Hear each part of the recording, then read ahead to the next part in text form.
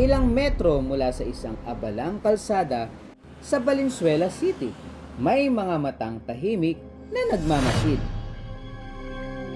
Pero sa kabila ng matatalas nitong pangil at matatalim at mahahabang kuko, tila nagkukubli ito sa takot na mamataan ng mga residente. Mistula kasi itong nag-trespassing sa komunidad ng mga tao. Kaya may mga banta ng pag-aresto. Ang ganitong klaseng hayop kasi itinuturing na mapanganib sa mga tao. Kaya kailangan hulihin para mailipat sa mas ligtas na lugar. Isa itong bukarot o Philippine Freshwater Crocodile. May tumawag po sa aming tanggapan sa City Veterinary Services Office para sa rescue ng isang freshwater crocodile sa isang katubigan na isolated naman sa mga residential areas. Nakipag-coordinate po kami sa DNR, yung Metropolitan Office North Enforcement Unit, para sa transfer nito sa DNR PAUB. Ayon sa city veterinarian na si Doc Basil Sison, maaaring dayuhan lamang sa kanilang lugar ang bukarot. Ang crocodile hindi natural sa Valenzuela.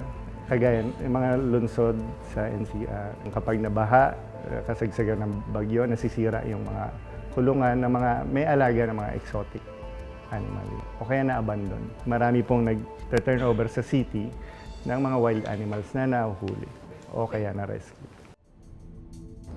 Ang nahuling bukarot may haba na 7 feet at 3 inches at bigat na tinatayang nasa 70 kilos. Mahigpit na ipinagbabawal ang paghuli, pag-aalaga at pagpatay ng Philippine Freshwater Crocodile. Ang mga gantong klase ng buhaya, sa nature, makikita lang siya sa small patches dahil konting-konti na lang siya. Doon sa kagubatan na malapit doon sa katubigan. Kung meron ka nakita dito sa siyudad na merong tubigan at meron napadpad na ganoong klase ng buhaya, ito'y may kadahilanan na maaaring siya'y dating alaga na nakawala. Ang nahuling bukarot sa Valenzuela dinala sa Ninoy Aquino Parks and Wildlife Rescue Center sa Quezon City. Ito po yung freshwater crocodile na nakuha po sa Valenzuela. Freshwater crocodile? Oh my goodness! Buhaya! Mga ka-wonder!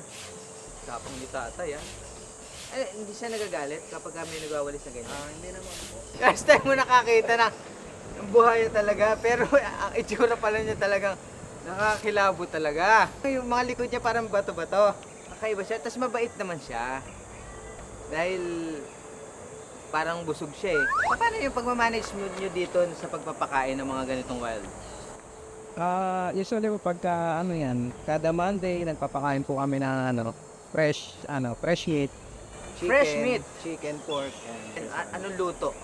Mga ka-wonder, paalala ko lang po, sila po ay well-trained. Nag-train po talaga sila ng mga animals para talagang masasabing nakakapasok sila sa mga ganitong mga cage. Baka po kasi minsan may mag-try sa mga ibang lugar na hindi po talaga nakapag-train na ganito, madali po kayo sa tuhod. Hindi, joke lang. Ang buwaya, ito naman, isang saltwater crocodile na nirescue daw sa Quezon City. At ang ganitong klase raw na buwaya na nabubuhay sa dagat o tubig alat, mas agresibo at mas lumalaki kumpara sa bukarot. Ang buwaya, team ilog man o team dagat, mahilig maglublob sa tubig. Kuya Lawrence, ano po ito? saltwater crocodile. Kailangan daw na regular na nabababad ang buwaya sa tubig para mapanatiling mamasa-masa ang balat ng mga ito.